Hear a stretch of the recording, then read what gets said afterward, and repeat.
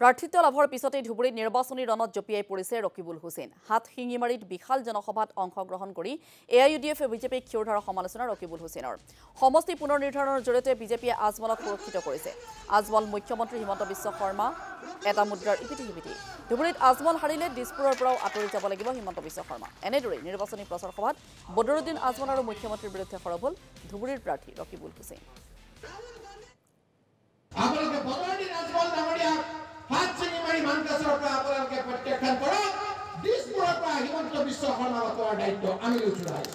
ইমান দুৰ্বল মানুহ নহয় ৰকিবুল হুছেইন, দেখাটো শকত নহয় যে কোনোবাই ঠেলা মাৰিলে পৰি যাব।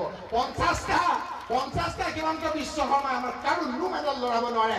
এবাৰ মোক আপোনালোকে এই কামখিনি কৰিবলৈ সুবিধা দিয়ক। ধন্যবাদ। জয় অসম, জয় হিন্দ। এই ডিলিমিনেশ্যনৰ যোগেদি বদৰুদ্দিন আজমল ডাঙৰীয়া কেনেকৈ আকৌ জিকিব জানে। তেওঁ হাত চিঙিমাৰি মানুহে ভোট নিদিয়ে বুজি পাই গৈছে। মানকাছাৰ মানুহে ভোট নিদিয়ে তেওঁ গম পাই গৈছে। তেওঁ গম পাইছে ধুবুৰীৰ কোনো সমষ্টি মানুহে ভোট নিদিয়ে।